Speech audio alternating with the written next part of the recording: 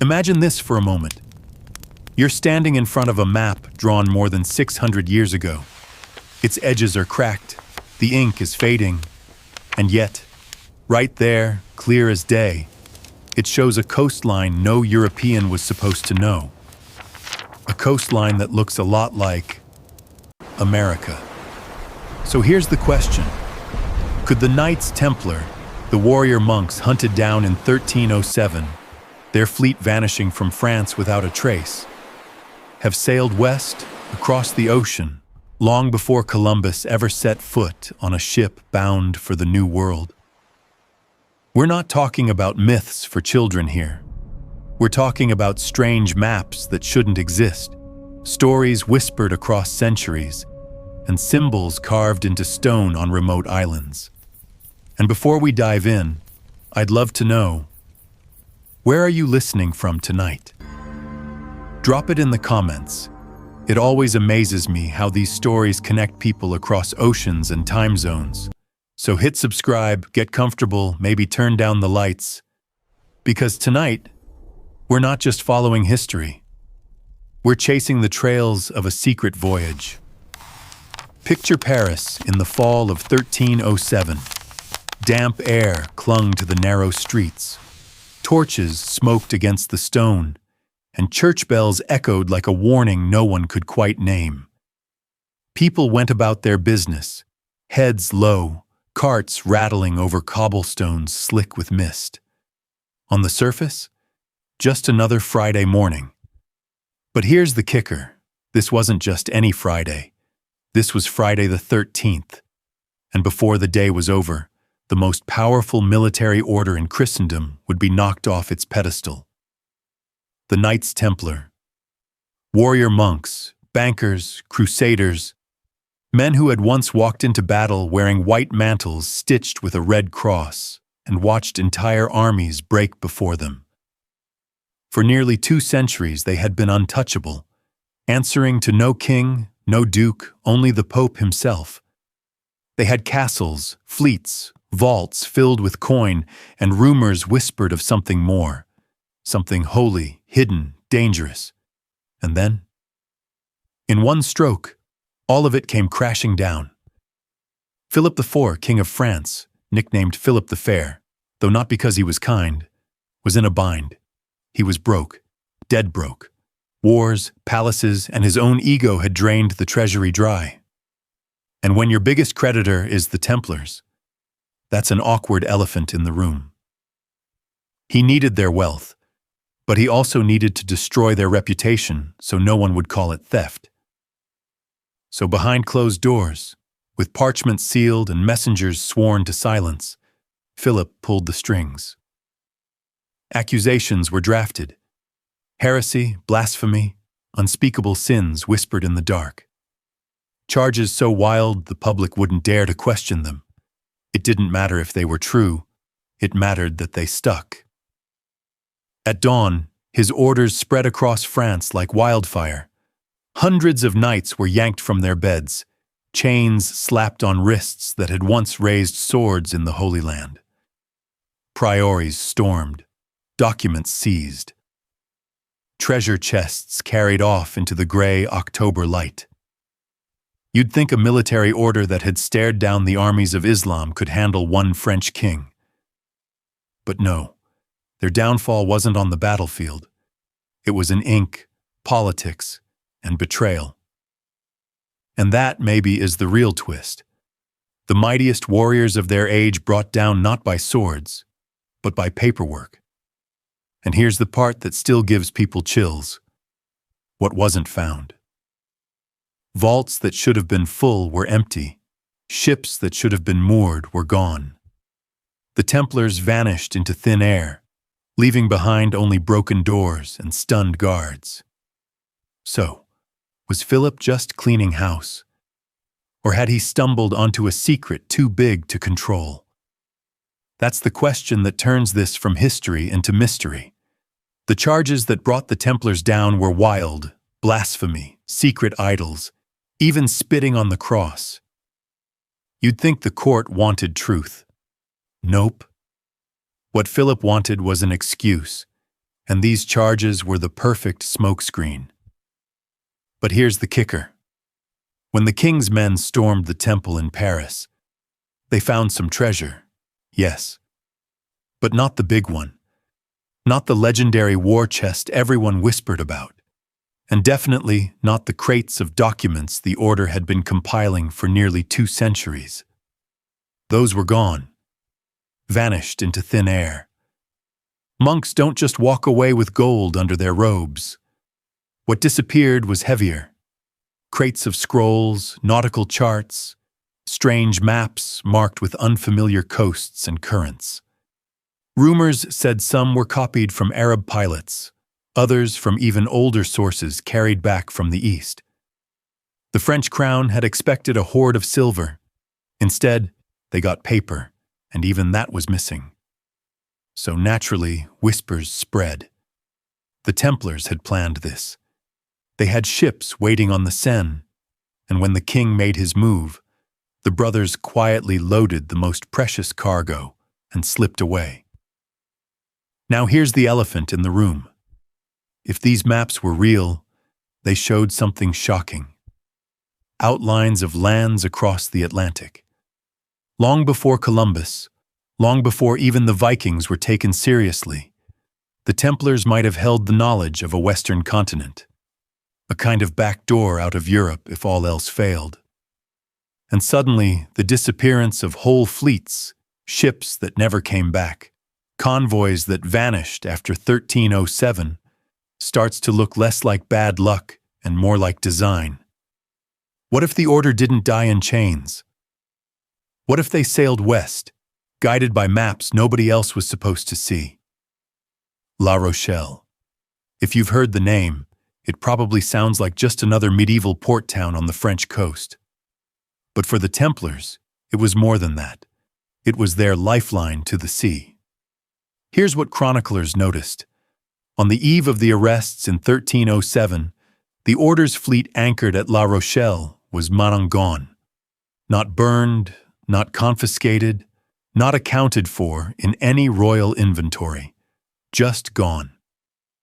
Some said the ships slipped out at night, sails blackened, carrying the order's most trusted brothers and their cargo. Others insisted fishermen swore they saw Templar galleys vanish into the horizon, heading not south toward Spain, but west into the open Atlantic. And this is where things get really interesting.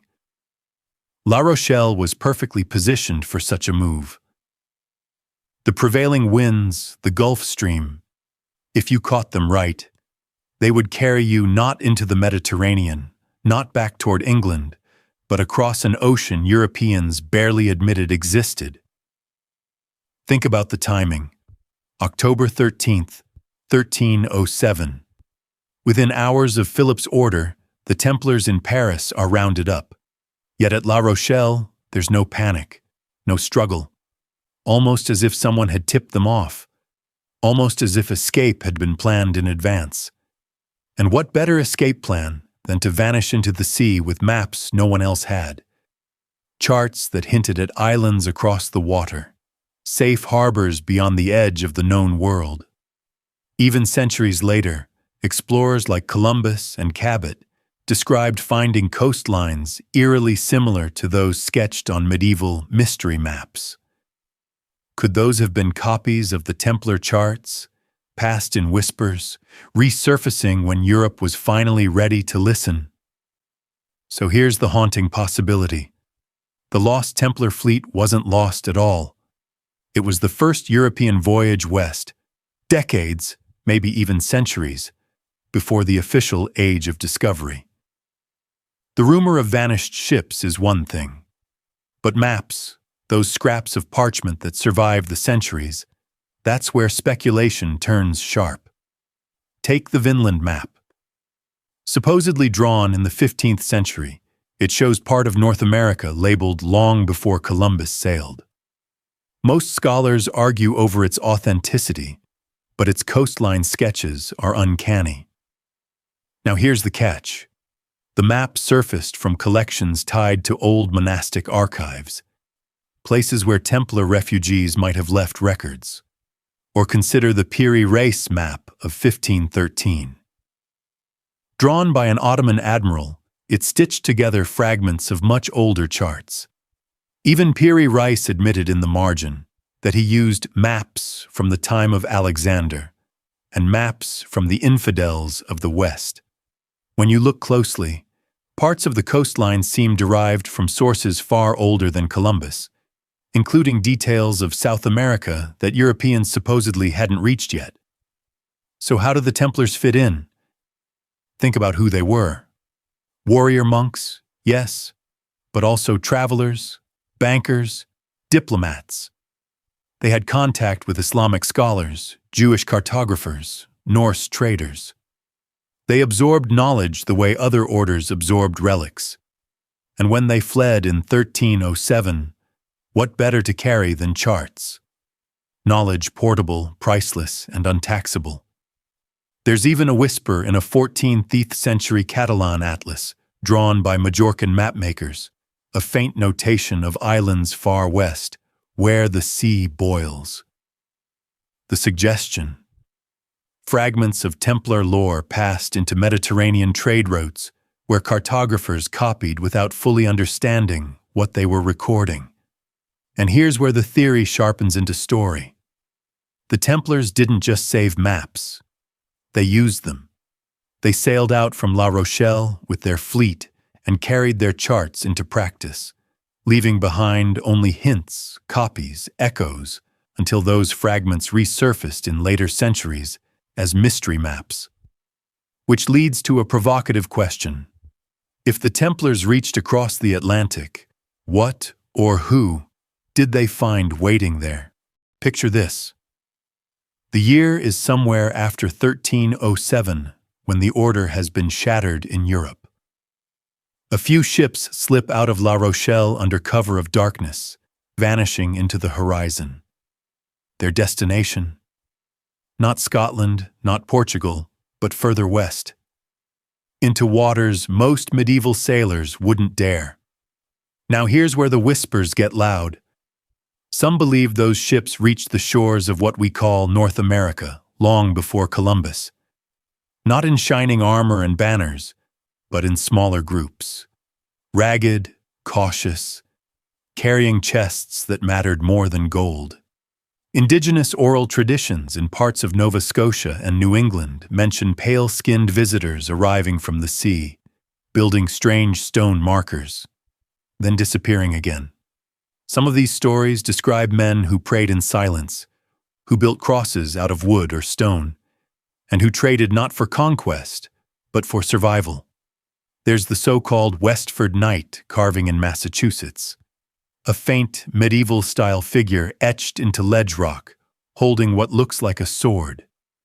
To some, it's a later colonial doodle, but to others, it's a faint echo of a Templar presence. And in Nova Scotia, the legends of Oak Island's money pit often circle back to this theory.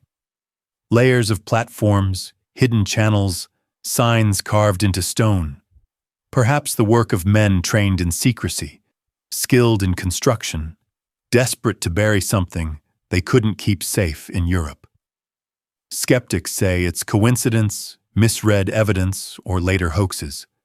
But the timing is tantalizing. When you line up the fall of the Templars with the sudden appearance of Old World-style legends in the New World, the pieces almost seem to whisper to each other. If true, these weren't crusaders planting banners.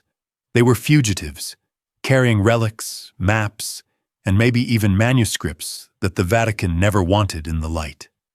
And in the wild forests and rocky coasts of early America, they may have found what they'd lost in Europe. Quiet. A chance to vanish. If you walk through Newport, Rhode Island, you'll find a curious stone tower standing in a quiet park. Most tourists glance, snap a photo, and move on. Locals call it the Newport Tower. Mainstream historians say it's just a colonial windmill from the 1600s. But here's the twist.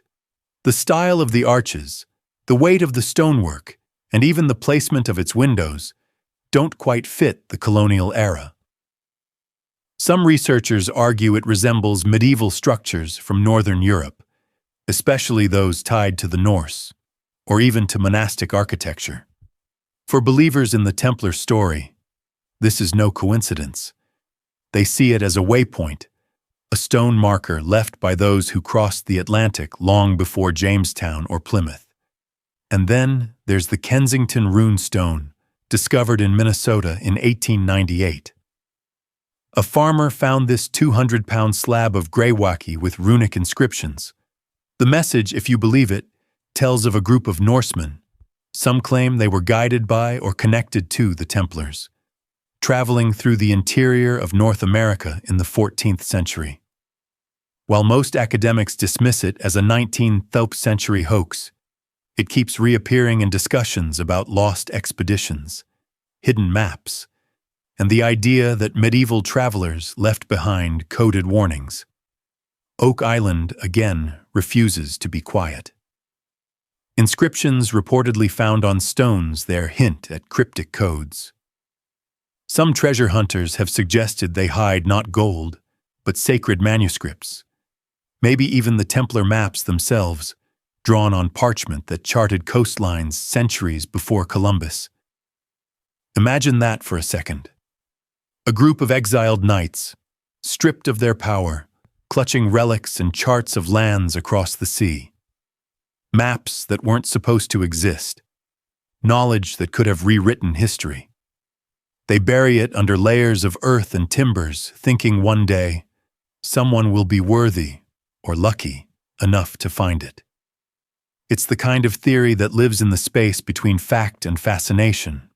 No academic proof, but a chain of coincidences too intriguing to ignore.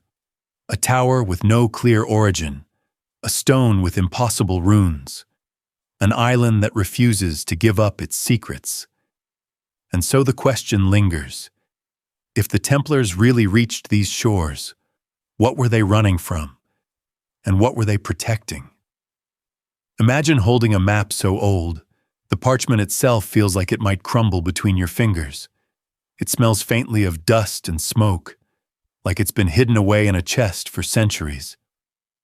At first glance, it's just a maze of lines and ink blotches. But then, something catches your eye. There on the edge of the Atlantic is a shape. Not random, not decorative. It looks suspiciously like a coastline we know today. To some scholars, it resembles Newfoundland's rocky outline. To others, it could be Nova Scotia's ragged edge. Either way, here's the thing. The Templars weren't supposed to know about these places, not in the 14th century, not 200 years before Columbus. Now imagine the shock of tracing those lines and realizing they weren't meant for decoration. These could be routes, markers, the kind of things sailors would pass down like secret recipes, shared only with those sworn to silence. And here's where it gets interesting. The map isn't just geography, it's sprinkled with symbols, crosses in odd places, stars where no towns should be, and even markings that look like runes. Was it code? A prayer disguised as directions? Or a deliberate way to hide knowledge in plain sight? Think of it like stumbling across a treasure map in your attic. You wouldn't just roll it back up and forget about it, right? You'd wonder, who drew this? Why me? Where does it lead? That's the exact same curiosity that pulls historians into the orbit of the so-called Templar maps. And here's a twist. Some historians argue these lines match Old Norse routes across the Atlantic. Vikings had touched these shores centuries earlier. Could the Templars have inherited knowledge from Norse sailors? Or were both groups tapping into something even older? Something passed quietly along trading routes no one dared to write about. The further you stare, the deeper the questions get. The map becomes less of a guide and more of a whisper, a suggestion. Like someone, long ago, wanted you to know there was more to the world than the official charts allowed picture the year 1307. The Templars are being hunted, their brothers arrested in the middle of the night, their treasuries seized, their secrets under siege. If you were a knight holding something priceless, a relic, a text, or even a map that hinted at a land across the ocean, would you hand it over? Or would you run, vanish, and stash it where no king or pope could touch it? That's where the whispers about the lost fleet come in. Some say a group of Templar ships slipped out of La Rochelle just before the crackdown. No one saw them sink. No one saw them land. They just disappeared. And here's the wild part. Fragments of parchment scattered across archives in Europe seem to connect back to them. Scribbles that don't match ordinary trade routes. Lines leading west into the blank page of the Atlantic. Now skeptics roll their eyes at this. Maps? From knights in armor? Come on. But think about it. The Templars weren't just warriors. They ran ports. They owned ships. They managed some of the busiest sea lanes of the medieval world. They had contacts from Scotland to Cyprus, from Portugal to the Levant. Why wouldn't they have knowledge of waters further west? And here's where it gets juicier. A few of those suspicious maps don't just stop at the ocean's edge. They carry tiny notations, like breadcrumbs. Vinland, Isle of White Men, even crosses planted in strange, unfamiliar coastlines. If genuine, they suggest the Templars were inheriting and extending routes already whispered among Norse sailors, and maybe going further. Imagine being one of those fugitives. You've lost your home, your order, maybe even your name. But tucked under your cloak is a chart, a promise that there's a world across the water where kings don't reach, where papal decrees can't burn you alive. Wouldn't you risk the sea for that? The question isn't just whether they had maps. It's whether those maps were invitations. So here's the thing about maps. They're never just about geography. They're about memory, about whispers passed from sailor to sailor, tribe to tribe. And in the 14th century, memory was everything. A story told around a fire could be as valuable as a chest of gold if it hinted at new lands or safer waters. Now, what if the Templars carried not just their own charts, but fragments of older knowledge? Think Norse sagas of Vinland. Think Arab geographers who spoke of islands far to the west. Even hints in Irish monastic tales of the land beyond the sea. These weren't just legends tossed around for fun. They were breadcrumbs on parchment, waiting for someone desperate enough to follow them. And the Templars. Desperate fits the bill. By the early 1300s, they were outlaws. Their Grand Master had been dragged to trial. Their properties were being parceled out like spoils. But the order had always been more than castles and coffers. They had networks, secrets, and maybe, just maybe, a plan B. Some researchers point to Portugal, where the Templars morphed into a new order under King Denis. Guess what Portugal later becomes? The launch pad of the Age of Discovery. It almost feels like a relay race. One group of sailors passes the torch, another runs with it. If the Templars carried maps west, Portugal may have kept the flame alive until Columbus picked it up 2 centuries later. But let's not jump ahead. In this part of the story, we're still with those fugitive knights, maybe docked in the Azores, maybe slipping into unmarked waters. Imagine one of them unrolling a map by lamplight, the vellum creaking, ink faded at the edges. The lines don't stop at the horizon. They keep going, as if to say, "Trust me, there's something out there." And here's the kicker. Native oral histories from the Canadian Maritimes and New England tell of men with red crosses visiting their ancestors long before Columbus, not conquerors, visitors, traders, maybe even refugees. If that's true, then those maps weren't just drawings, they were passports. Here's where things get really interesting, because maps aren't just European inventions. If you ask the elders of the Mi'kmaq people in Atlantic Canada, or the Wabanaki along the New England coast, you'll hear stories that sound, well, eerily like encounters. Not with Columbus, not with Cabot, but with strangers who came earlier. Some of those oral traditions mention tall ships with sails like wings, men wearing strange symbols, sometimes described as crosses, carved or sewn into their garments. Now, could those have been Vikings? Possibly. But the detail about the Red Cross, the unmistakable Templar badge, feels almost too on the nose. Picture this: a Templar fugitive fleet, stripped of papal backing, wandering the Atlantic like ghosts. They anchor off unfamiliar shores, and the locals approach, wary but curious. There's no conquest here, no banners planted, just exchange. Iron for food, beads for fish, maybe knowledge for knowledge. To the indigenous communities, they weren't kings or crusaders. They were travelers in need. And that changes the whole tone of the story. Now here's the kicker. In the 16th century, French cartographers recorded native accounts of stone towers along parts of the coast that no European colonist ever built. Ruins that predated them. Did the Templars leave behind outposts? Or did the memory of their visit morph into myth over time? We don't have the stones to prove it. But the stories line up with something being there.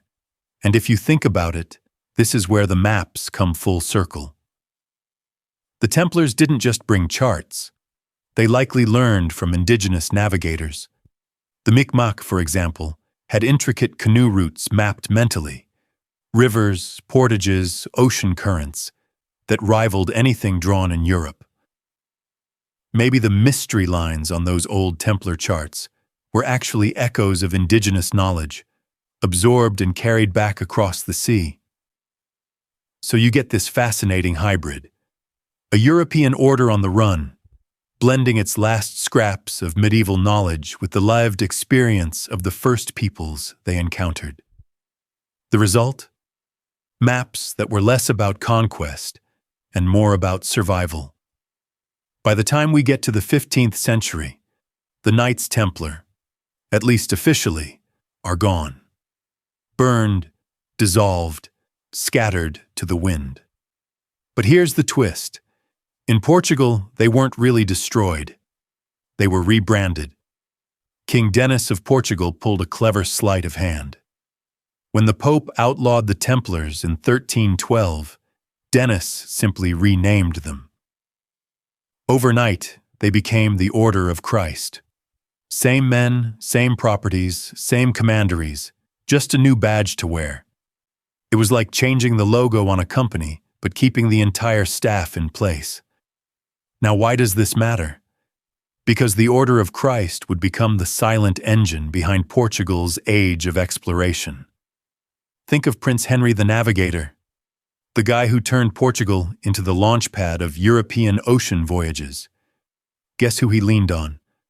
The Order of Christ. Their funds, their ships, their charts, and their secrets. You see, Portugal suddenly exploded with maritime innovation. They had caravel designs no one else could match. They knew about wind patterns, the Volta do Mar, those looping currents that let you sail out and back, before anyone else. And they seemed to have a suspiciously strong sense of what lay beyond the horizon.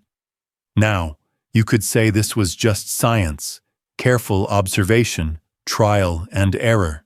And sure, some of it was. But historians have long noticed that Portugal's leaps often seemed too confident, too fast. Almost as if they weren't just experimenting, they were following a script. And here's the thread that pulls tight. The Order of Christ's headquarters in Tomar, Portugal, was filled with old Templar relics, carvings of ships, compasses, and cryptic maps etched into stone. Did these medieval survivors preserve knowledge that never made it into official church archives? Knowledge that quietly guided Portugal's explorers centuries later? When Columbus set sail in 1492, his ships famously flew the Red Cross of the Order of Christ, not Spain's coat of arms. Why?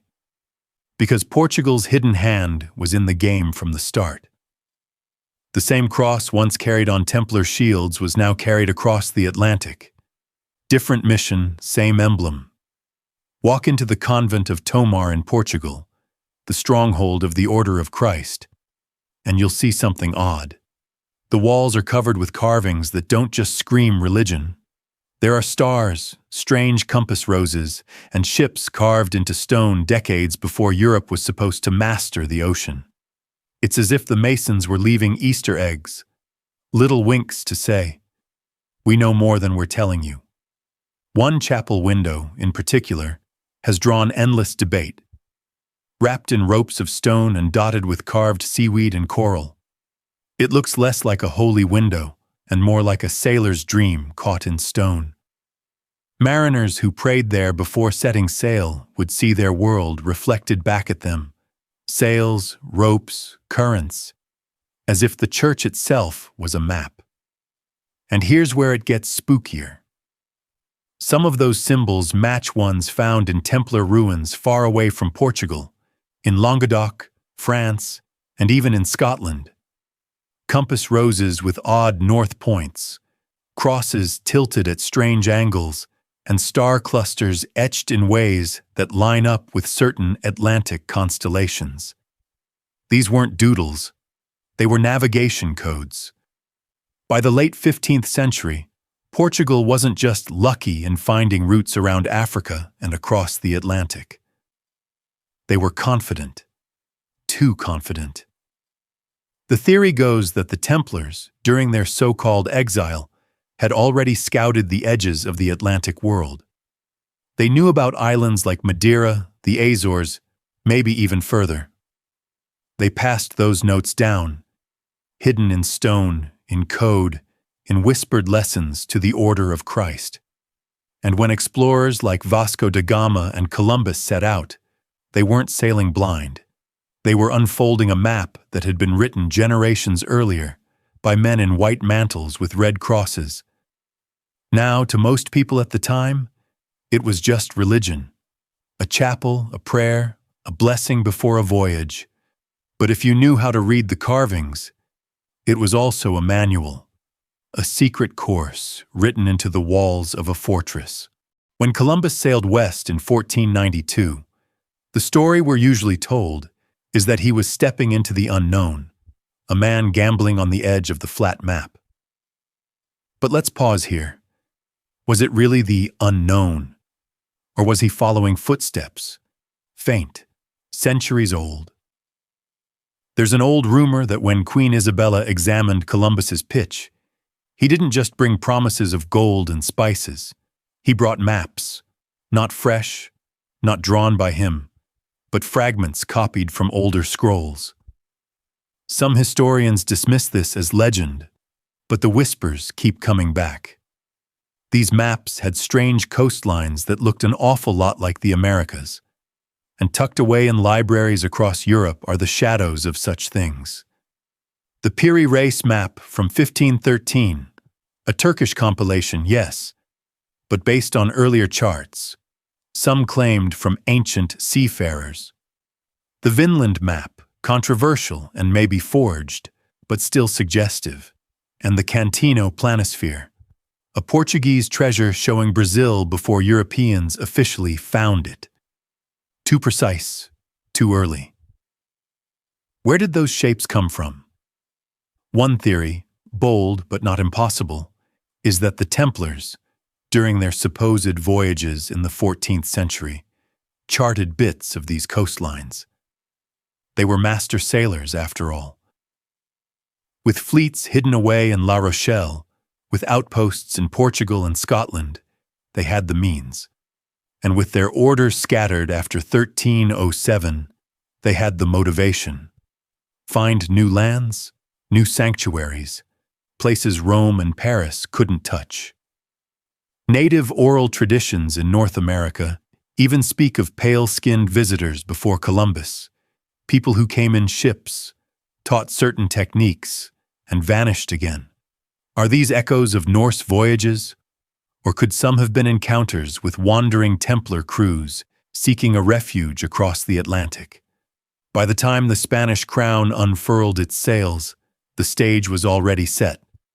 The compass roses carved in Tamar, the cryptic notes in monastic libraries, the stray maps that surfaced too early, all suggest something was quietly passed down. Columbus may have been brave, but maybe he wasn't as blind as the textbooks want us to believe. Rosslyn Chapel in Scotland looks at first glance like something out of a Gothic fairy tale, carved stone everywhere, pillars wrapped in vines of frozen masonry, light spilling in colored beams. Built in the mid-15th century, long after the Templars were officially dissolved, it has nonetheless become one of the most whispered about places in the legend of the order. Why? Because among its carvings are shapes that don't seem to belong in medieval Scotland. Tucked into corners, woven into arches, are depictions that look eerily like New World plants, maize and aloe, and even what some say resembles a cactus blossom. The problem is obvious. Rosslyn was finished in 1440s, 1450s. That's a good 50 years before Columbus made landfall in the Caribbean. How could an artisan in a Scottish chapel carve corn, a crop that was supposed to be unknown to Europe? One line of thought says the masons of Rosslyn, steeped in older guild traditions tied to the Templars, preserved knowledge passed down secretly through generations, that the carvings were intentional clues, meant to show that voyages west had happened, that someone in Europe had already seen these plants firsthand. Another line is more cautious. Maybe the carvings are stylized depictions of native European flora, misunderstood by modern eyes hungry for mystery. Still, the chapel itself feels like a coded manuscript in stone. Its founders, the Sinclair family, were closely tied to the remnants of the Templars in Scotland. Henry Sinclair, in particular, has a legend of his own. Said to have sailed across the Atlantic decades before Columbus, reaching as far as Nova Scotia. Whether fact or fable, the story has kept the chapel under a magnifying glass for centuries. Step into Rosslyn on a quiet day, and you can feel why. The air is heavy, not just with incense, but with suggestion. Every carving seems like it might be hiding something more. Every column feels like it belongs to a puzzle you're not quite clever enough to solve. And maybe that's the real point. The chapel doesn't hand you a confession. It teases, whispers, dares you to connect the dots. Maize leaves curling in stone, a family with rumored voyages, and an order that vanished into the sea mist. When Columbus set sail in 1492, the official story was simple enough. 3 small ships, a bold Genoese sailor, and the backing of Ferdinand and Isabella of Spain. But dig into the margins of the record, and you'll find whispers that his voyage wasn't quite as unprecedented as schoolbooks like to claim. Take Columbus's own words. In his journals, he mentions maps, mapae, that hinted at lands to the west. Some were dismissed as fanciful. Others, he claimed, were based on knowledge passed down in secret. He wrote of islands and lands not unknown, suggesting he believed someone had gone before him. Here's where the Templar legend folds back in. Some historians point out that when the Templars were outlawed in 1307, much of their fleet vanished. Ships in La Rochelle and other ports simply disappeared. No records of capture, no wreckage, no lists of where they went. Imagine a fleet slipping quietly into the Atlantic with their banners furled, carrying not just treasure but charts, star paths, and the hard-earned notes of sailors who had dared west before anyone else admitted it. Now consider the Sinclair story.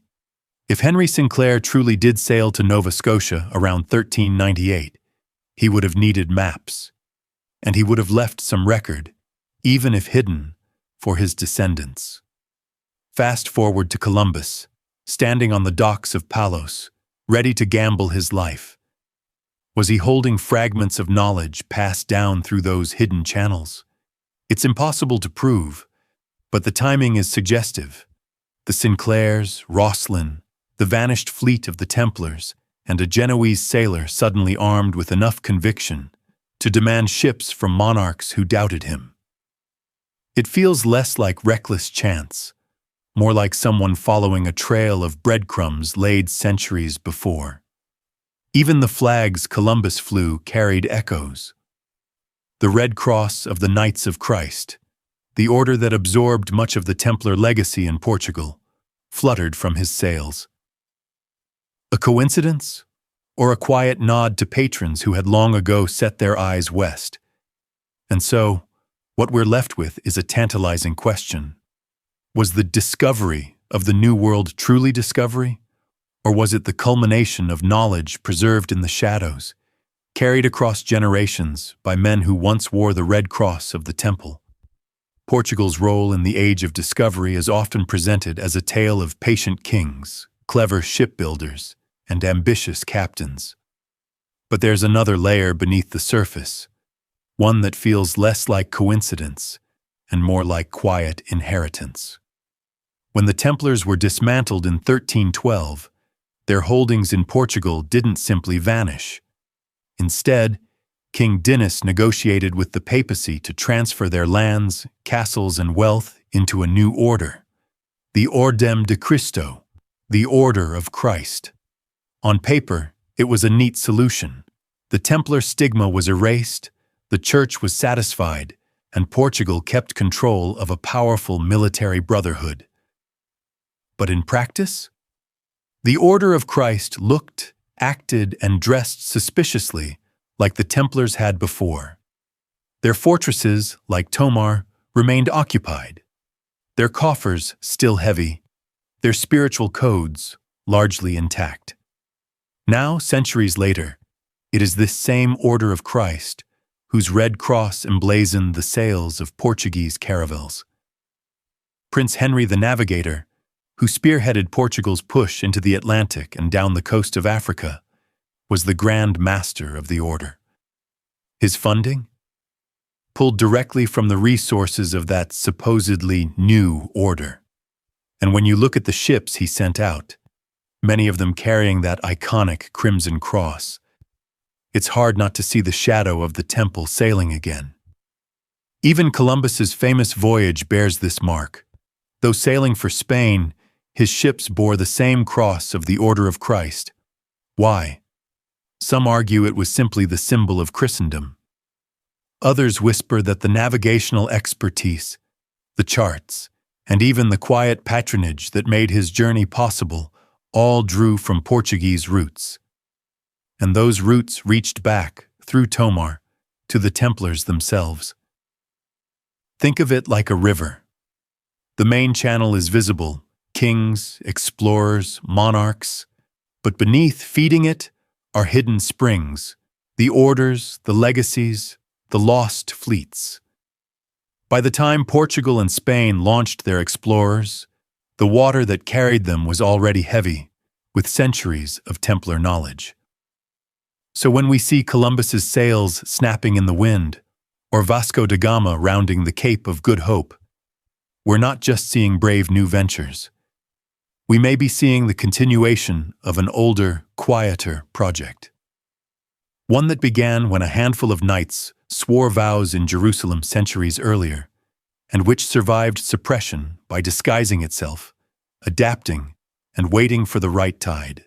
The Vatican was nothing if not practiced in the art of disappearance. When faced with documents that challenged its authority, the Church had an entire repertoire of responses, sometimes soft, sometimes brutal. A charter could be misplaced, a letter could be copied incorrectly, and if a text was deemed too corrosive to even risk survival, it could be consigned to fire. its ashes scattered before anyone thought to memorize the words. This was not paranoia. The papacy in the late Middle Ages was fighting on multiple fronts. Rival kings who taxed the church's wealth, rebellious friars who challenged its authority, and the simmering anger of ordinary people who wondered why holy men lived like princes. Into this combustible mix, whispers of Templar charts and secret gospels were sparks too dangerous to ignore. In Avignon, where the popes resided after leaving Rome, clerks were ordered to comb through confiscated Templar chests. Some inventories list the predictable: chalices, vestments, coins. But there are curious absences, categories left blank, items marked only with vague phrases like instrumenta secreta. Scholars centuries later would puzzle over these gaps. What was pulled from the records before the ink was even dry? One chronicler wrote of a night when wagon loads of confiscated Templar manuscripts were carted behind the papal palace. Witnesses saw smoke rising until dawn. They described the smell of burning vellum, an acrid, greasy scent that clung to the stones for days. Officially, these were duplicate accounts, no longer needed. Unofficially, they may have been the fragments that told too much, hints of lands, maps not yet known to Europe, or prayers written in a script too alien for comfort. Yet even fire has its limits. Not everything burned. Some items had already been dispersed, hidden by brothers who saw the arrests coming. Others slipped into private libraries, disguised under false titles. And the very act of burning created its own paradox. People talked more about what had been destroyed than what might have survived. The Vatican's attempt to erase the trail only deepened the mystery. Imagine the scene: a dark courtyard, stacks of parchment catching flame, clerics murmuring prayers as though holy words could sanctify destruction. It is not difficult to picture one young scribe standing back, watching the letters curl and blacken, and wondering if they had just silenced something meant to outlive them all. Suppression brought order in the short term, but it also planted seeds of doubt that would sprout for centuries. Because when history shows a gap too carefully carved, readers in every generation ask the same question: what was hidden there? Even when parchment burned and libraries were purged, the human voice could not be so easily silenced. Chronicles, those sprawling, uneven records written by monks and clerics, often carried faint echoes of things that were never meant to survive. Sometimes it was a line inserted almost carelessly, a word that slipped through a censor's eye, or a marginal note scribbled by a hand too minor to be noticed. Take, for instance, the Chronicles of Bernard Guy, the infamous inquisitor immortalized later in literature. In one passage buried among accounts of heretics and trials, there is mention of a certain chart of islands beyond the Western Sea, said to be in the custody of the temple. The line is never expanded upon. It sits there like a pebble lodged in the shoe of history, uncomfortable, easy to ignore, yet impossible to fully forget. Other references are even more oblique. A Flemish monk recorded that the knights had learned of lands where the cross of Christ was not known, and they kept this knowledge as treasure. He may have meant nothing more than missionary ambition, yet the phrasing, "kept this knowledge as treasure," suggests a guarded secret, not a public plan. Then there are the marginalia, the handwritten notes around official texts. In a manuscript now in Bologna, a copyist added a curious remark beside a section on the Templars' downfall. But not all was lost. Some carried the wisdom of the ages westward, to where the setting sun meets the sea. Who was this copyist? What source was he drawing from? No one knows. But his pen, centuries later, still whispers what the fire could not consume. These fragments never give us a complete picture. They are puzzle pieces without edges, tantalizing because they hint at a whole we can't assemble. Yet they are enough to remind us that the Vatican's control was never absolute. Even as clerks blackened their fingers feeding documents to flames, stray words were already taking root in scattered corners of Europe. And in a strange way, these fragments are more powerful than complete texts. A lost manuscript is mourned, but a half-glimpsed rumor demands imagination. Readers across centuries have leaned into those silences, filling them with speculation, myth, and the possibility that the Templars held knowledge too vast to be destroyed. It is here, in these chronicles and margins, that the story of erasure begins to shift. Because the more the Vatican tried to hide, the louder the absence became. And by the time of the Renaissance, the echoes of those rumors would begin to inspire explorers, dreamers, and those who saw in the Templar silence not just mystery, but invitation. By the dawn of the Renaissance, Europe had begun to breathe differently. The old medieval rhythms, villages bound to seasons, kings bound to Rome, were giving way to something restless, hungry, and endlessly curious. The whispers about the Templars' secret maps and lost manuscripts did not vanish. They transformed. They became fuel for a new imagination, passed not just by monks and chroniclers, but by merchants, sailors, and scholars who lingered too long over forgotten margins. In Florence, cartographers spoke in hushed tones of maps that showed not just the coasts of Africa and Asia, but strange land masses further west, unnamed, uncharted. Were they inventions, or echoes of something preserved from before the burnings? In Genoa and Venice, ship captains swapped tales of islands in the sunset sea, sometimes laughing, sometimes lowering their voices as though repeating something dangerous. Even in Spain, where the Inquisition's reach was sharpest, a few fragments slipped through. Letters between scholars mention the old knightly lore of western shores. A bishop's diary records his unease at youths who would rather chase phantom islands than obey their priests. The idea of a western land had shifted from rumor into possibility, and in the charged air of the Renaissance, possibility was enough. The key here is subtle. These dreamers didn't believe they were inventing something new. They believed they were rediscovering something old, something hidden. A map thought destroyed, a chart smuggled out of a vault, a note carried by a fugitive monk. The Templars had become part of the collective imagination, less a brotherhood of soldiers, more a symbol of lost knowledge, waiting to be reclaimed. And perhaps this is why, when explorers like Columbus set sail, there were already whispers that he wasn't simply discovering, but uncovering.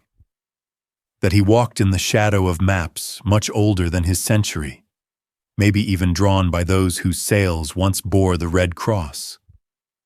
The Vatican had burned parchment, silenced witnesses, erased names, but it had not extinguished the ember. By the time of the Renaissance, that ember glowed brighter than ever.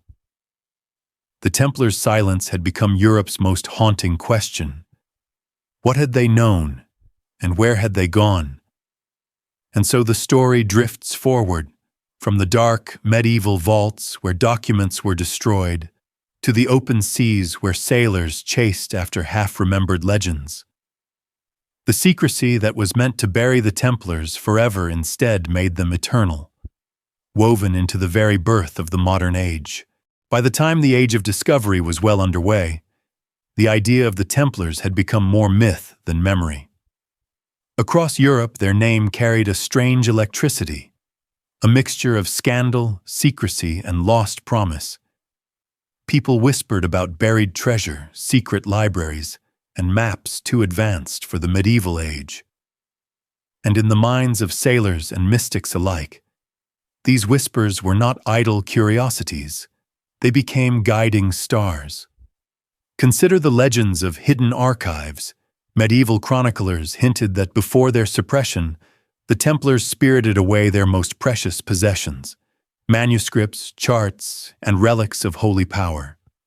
Some claimed these were locked in vaults beneath Tomar. Others suggested they had been smuggled west, across seas that Europeans had barely begun to chart. By the 15th century, such stories fused with a new hunger, the idea that the ocean itself held not just trade, but revelation.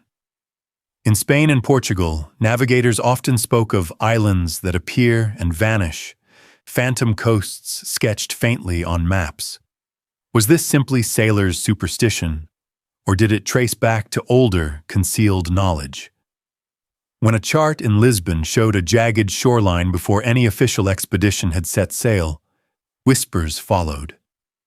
Perhaps the Templars had been there first. Perhaps their treasures were not gold or jewels, but bearings, stars, and coastlines, carefully noted long before the crowns of Europe funded their voyages. Mystics added their own layers. The Renaissance was a time when Hermetic scholars, alchemists, and visionaries treated symbols and geometry as pathways to hidden truths. They looked at the Templar cross, the spiral of a seashell, the arc of the heavens, and saw patterns that suggested guidance, secret alignments, maybe even divine maps written into the world itself. For some, the fall of the Templars wasn't just a tragedy, it was a passing of the torch, from Knights of the Sword to Knights of the Compass. It's here, in this atmosphere, that explorers like Columbus or Cabot start to look less like lone geniuses and more like actors stepping into a play already scripted. Behind them lay centuries of rumors about the islands of the West, about forgotten journeys, about orders who carried secrets across time.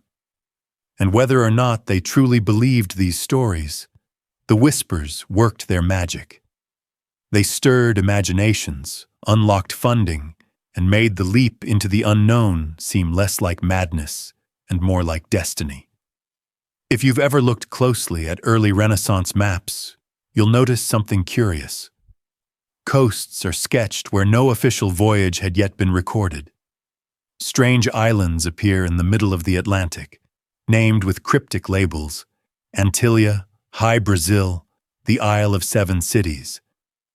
To most scholars, these are just artifacts of hearsay, sailors' tales drawn in ink. But to those hunting for Templar echoes, they are seen as fingerprints. The story goes like this. When the order fell in 1307, some of its ships slipped quietly out of La Rochelle harbor. The official records end there, but folklore suggests they carried not only treasure but charts, compiled from centuries of Mediterranean trade, crusader contact, and maybe even whispers from Norse voyagers who had brushed unknown shores. Now imagine, those charts survive in the shadows, passed hand to hand, until one day they surface, not in public archives, but in the guarded libraries of Portugal and Spain. Is it coincidence, then, that the Portuguese mastered Atlantic navigation so quickly? Or that Columbus, armed with a mixture of confidence and desperation, insisted land lay just west of the horizon? Take the 1375 Catalan Atlas, one of the most exquisite medieval world maps. Alongside clear depictions of Europe and Africa, it shows suggestions of lands farther west, not detailed, not precise, but present. Some historians argue these are nothing more than imaginative flourishes, yet for others they are breadcrumbs, clues that someone, perhaps long before Columbus, had glimpsed what lay across the water. The Templars, in this theory, become not just warriors of faith, but custodians of knowledge too dangerous or too precious for the world of their time. They didn't conquer the New World with steel, they sketched it with ink. And while the Vatican tried to bury their order, the maps, like stubborn embers, refused to be extinguished. Of course, skepticism is healthy here. No parchment labeled Templar New World map has ever turned up in a museum case. But think about how history often moves, through fragments, rumors, and the faint outlines of things half believed. A missing chart, a strange island name, a shoreline drawn before its time. All of these weave together, not into proof, but into possibility. And sometimes possibility is enough to spark centuries of obsession. By the time the Templars had been scattered, their leaders burned, and their castles either toppled or absorbed into rival orders, the Vatican should have been able to close the book. At least that was the plan.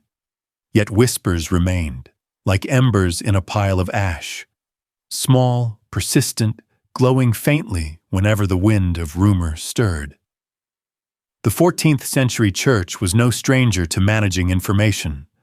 Papal bulls, inquisitorial courts, and public sermons were all tools sharpened for a single goal: to make sure the faithful heard only one story. But there was something uniquely troubling about the Templars. It wasn't simply that they were rich, or that they had once stood at the crossroads of Europe's banking system. It was the way their story seemed to point somewhere the church wasn't ready to acknowledge. Pilgrims murmured of maps carried across seas, of documents and codes that looked nothing like Latin. Sailors in port taverns swore they'd seen fragments of parchment, with coastlines that matched no known shore. These weren't the kind of rumors that could be countered by a priest wagging a finger from the pulpit. They spread too easily, tucked into tales of distant voyages and hidden treasures. Within Vatican halls, there was unease. Imagine sitting in a chamber lined with frescoes of Christ and the apostles, and hearing one of your fellow cardinals mutter that the Templars had charted a land across the ocean, that they had left behind records too dangerous to surface. To admit such a thing might exist was to admit that the world was bigger than Rome's maps, that the Church's careful picture of creation had blind spots. And so, official language became cautious. Documents mentioning Templar property quietly omitted certain inventories. Records of interrogations, where knights had spoken under pressure about lands beyond, were filed away in drawers that no clerks were meant to open. It wasn't outright denial, but a slow, deliberate fading, like words rubbed from a page until only a faint shadow remained. The people outside, of course, had no idea how tense those closed doors felt. To them, it was just another rumor. But inside the Vatican, there was recognition of a dangerous pattern. Once a story takes root, silence often waters it more than words ever could. The whispered warnings of this period set the stage for what came next. Rumors had to be managed, records had to be trimmed, and if certain knowledge couldn't be erased, it could at least be buried deep enough that future generations might never think to dig. By the late 15th century, Europe stood at the edge of two worlds. One foot remained planted in the Middle Ages, with its rigid hierarchies, holy wars, and fear of heresy. The other stepped into a new age of science, discovery, and Renaissance curiosity. In that tense threshold, the legend of the Templars carried a weight it had never had before. It became less about knights in white cloaks and more about what they had left behind, a last inheritance whispered through rumor, ink, and blood. Some swore it was a gospel, written by hands forbidden to write. Not the words of Matthew, Mark, Luke, or John, but a fifth voice. One suppressed, one that told a story the Vatican could never allow. This text, the whispers claimed, revealed a Jesus who was less divine king and more hidden father, whose bloodline did not end on the cross, but ran quietly through Europe, tucked into noble families, hidden under coats of arms. Others believed the Templars' inheritance was not a book, but a lineage. They pointed to sudden alliances between forgotten houses, marriages into obscure branches of royalty, and children baptized under strange names that appeared nowhere else. To those who looked closely, it seemed as if certain bloodlines were being carefully carried forward, as though someone somewhere was guarding a secret heritage with relentless precision.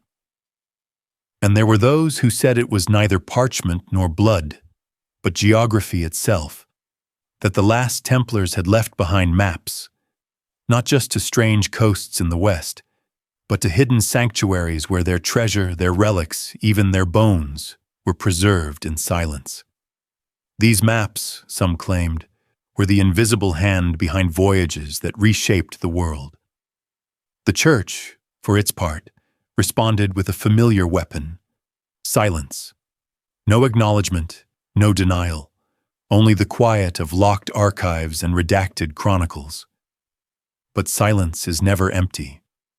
To the curious, it rang louder than confession. To the skeptics, it smelled of fear. By then, the Templars had been gone for nearly 2 centuries. Their commanderies were rubble, their leaders burned, their order dissolved. Yet in taverns, monasteries, and courts, their name still carried a tremor. Their inheritance had become less about proof and more about power. The power of an idea too dangerous to die. It is here, in this twilight of fact and myth, that the legend of the Templars truly became eternal. What had once been soldiers with swords had transformed into symbols of forbidden knowledge, of secret bloodlines, of truths too heavy for the official page. And perhaps that is the most unsettling legacy of all. Not what the Templars possessed, but what they made the world believe they might have possessed. Centuries have passed since the last Templar banner was lowered, yet their shadow is still alive. Every age, it seems, reshapes their story to suit its own anxieties. In the Renaissance, they were whispered of as the keepers of forbidden texts. In the Enlightenment, secret societies claimed their mantle, painting themselves as heirs to a lost brotherhood. In our own time, the Templars have slipped into novels, films, and conspiracies, always carrying the same haunting suggestion. What if they left something behind? The Vatican's silence has only sharpened the fascination. A church that speaks on nearly every subject has consistently looked away from certain archives, sealing certain volumes, denying access to others. Scholars who have requested specific manuscripts are told they do not exist. But stories persist of locked vaults beneath Rome, vaults where documents, relics, and perhaps even maps remain hidden from the public eye. Some researchers point to anomalies that should not be there. Coats of arms with unfamiliar symbols appearing centuries after the order's fall, genealogical records that seem carefully altered, families whose survival through political turmoil seems almost too well protected. A strange resilience that whispers of a guiding hand. Others see it in exploration. Columbus sailed with charts he should not have had. Portolan maps, drawn with uncanny precision long before Europeans supposedly knew those coasts, bear markings that resemble the work of military cartographers. And on some of those maps, scholars have noted faint crosses, Templar-style crosses, positioned like signatures on forgotten corners of the world. Coincidence? Or evidence of a legacy carefully folded into the age of discovery? And then there is the bloodline theory, that most unsettling of inheritances. It surfaces again and again in quiet genealogies and hushed traditions, that a line of descent exists, linking the holy with the human, carried forward by guardians who never call themselves by name. Few accept it as literal fact, yet the idea itself has power. It forces us to ask what history truly preserves and what it deliberately erases. Perhaps the most enduring truth is that the Templars have become a mirror. Each generation peers into their story and sees reflected its own fears and desires. Fear of institutions too powerful to question. Desire for hidden truths that outlast kings and councils. The order itself may be long gone, but its inheritance is alive because we keep searching for it, retelling it, reshaping it. And that might have been their greatest victory, that in death they became more than soldiers, more than monks, more than men. They became an eternal riddle, a reminder that history is never as settled as it looks on the page. So tonight, as you set down your phone or let your eyes grow heavy, you might remember that somewhere, perhaps under a cathedral, perhaps under sand, perhaps only in the quiet of your imagination, a fragment of that inheritance is still waiting. And like the word carved into wood on Roanoke's shore, or the whisper of a skull in a locked chamber, the silence may be the loudest clue of all. You know, what strikes me most about the Templar story isn't just the battles or the trials, but the silence that follows them. It's almost as if the louder history tried to erase them, the deeper their shadow sank into the world we inherited. If you've stayed with me through this journey, thank you. Stories like this take a lot of time to research and shape, and it means a lot that you're here, listening across the miles. If you'd like to keep exploring these hidden corners of history with me, take a second to hit subscribe and tap the like button. It's free, but it helps keep this channel alive, so we can keep uncovering the things that were never meant to be remembered. Until next time, rest well, and let the echoes of the past drift with you into sleep.